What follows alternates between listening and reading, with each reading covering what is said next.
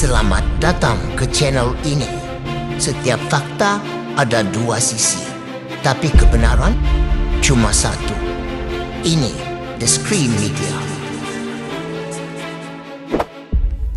Apakah benar Sabah selama ini hanya boneka kepada master politik dari Semenanjung?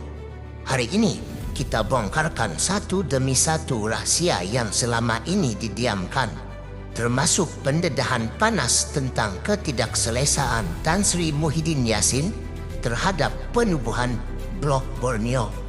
Anda sedang menyaksikan sebuah pendedahan politik yang mungkin mengubah persepsi Anda terhadap kuasa politik di Malaysia Timur. Jangan skip walau sesaat. Bekas timbalan Ketua Badan Perhubungan Bersatu Sabah, Aksyah Nasrah, akhirnya bersuara mengesahkan sendiri kenyataan kontroversi oleh Datuk Seri Haji Nur bahawa pengerusi Perikatan Nasional Tan Sri Muhyiddin Yassin tidak senang dengan idea pembentukan Blok Borneo. Penyataan itu dibacakan oleh Haji dalam ucapan penggulungan Persidangan Agung Tahunan Parti Gagasan Rakyat Sabah, Gagasan Rakyat, baru-baru ini dan kini disahkan sendiri oleh orang yang pernah berada dalam jentera tertinggi Bersatu Sabah. Menurut Aksyah, idea untuk menubuhkan Gabungan Rakyat Sabah GRS selepas kejayaan Gabungan Parti Sarawak GPS pada 2018 telah menimbulkan rasa tidak senang dari kepimpinan pusat, khususnya Tan Sri Muhyiddin Yassin. Sebab utama, kerana ia bakal mencipta satu jajaran politik baharu yang memperkasakan kuasa autonomi Sabah dan Sarawak, sesuatu yang dilihat mengancam kawalan politik dari Semenanjung.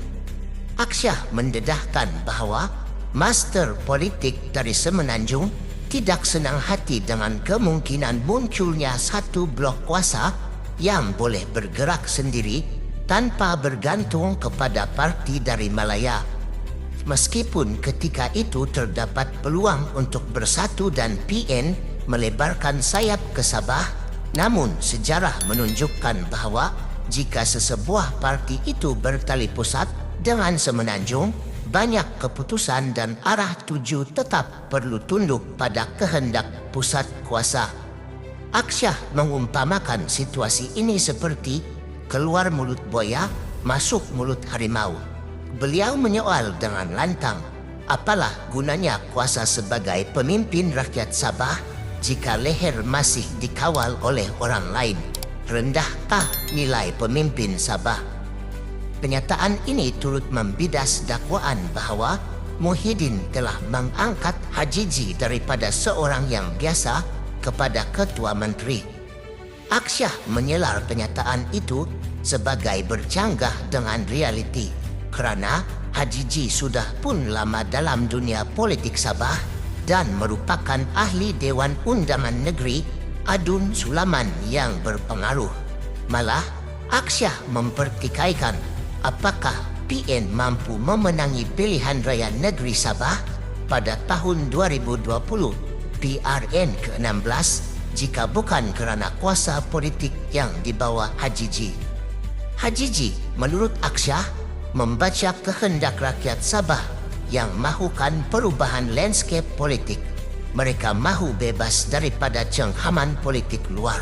Maka dengan semangat itu, GRS ditubuhkan sebagai sebuah gabungan parti-parti tempatan demi memperjuangkan hak autonomi sebenar Sabah.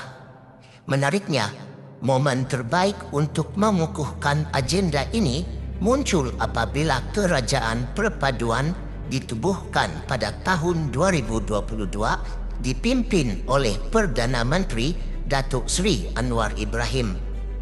Dengan keberanian dan iltizam, Haji mengambil peluang ini untuk memperkukuh kedudukan GRS sebagai pemerintah negeri yang mendapat sokongan penuh dari Kerajaan Persekutuan.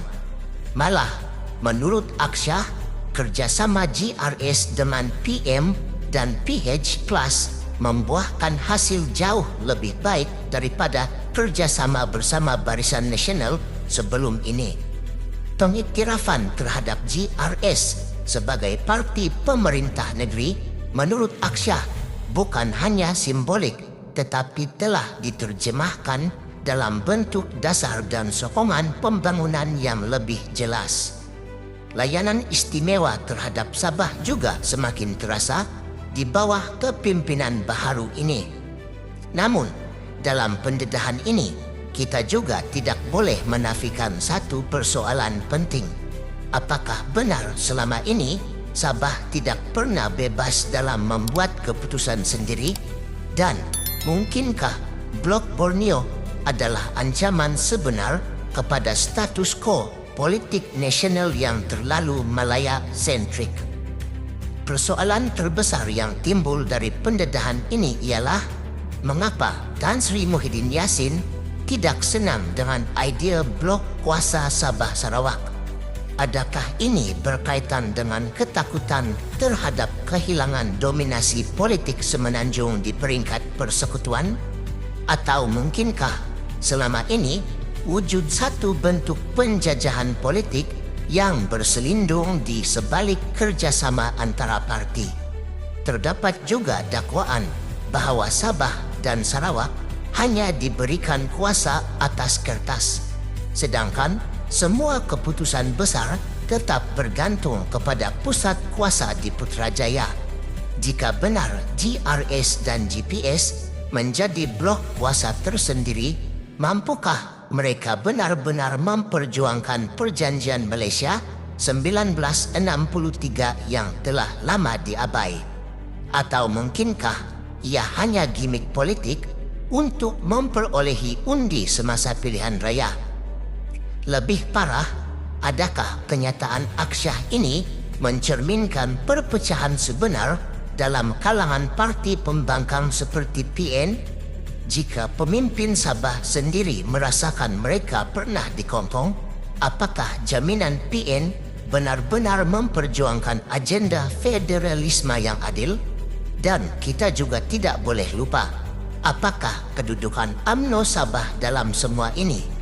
Adakah mereka juga merasa terancam dengan kebangkitan parti-parti tempatan seperti GRS dan Warisan? Atau adakah mereka kini mula menyedari bahawa survival politik di Sabah memerlukan pendekatan yang berbeza dari Semenanjung? Semua ini menimbulkan persoalan lebih besar. Apakah kita sedang menyaksikan kebangkitan sebenar kuasa politik Borneo yang selama ini diimpikan? Atau mungkinkah ia hanya satu lagi episod dalam drama politik yang lebih besar? Jadi, adakah Blok Borneo benar-benar akan merubah landscape politik negara? Atau ia akan dicantas lebih awal oleh tangan-tangan halus dari pusat kuasa Semenanjung? Adakah pemimpin Sabah seperti Hajiji akhirnya akan berjaya memperjuangkan autonomi sebenar atau akan menjadi mangsa permainan kuasa yang lebih besar? Tinggalkan pendapat anda di ruangan komen. Adakah anda percaya Sabah dan Sarawak sepatutnya berdiri dengan blok politik tersendiri? Sekian laporan terkini daripada kami di The Screen Media. Jangan lupa untuk tekan butang like, share video ini dan yang paling penting, subscribe ke The Screen Media untuk terus bersama kami membongkar isu-isu panas, fakta keras dan berita tanpa tapis. Kita jumpa lagi dalam laporan seterusnya.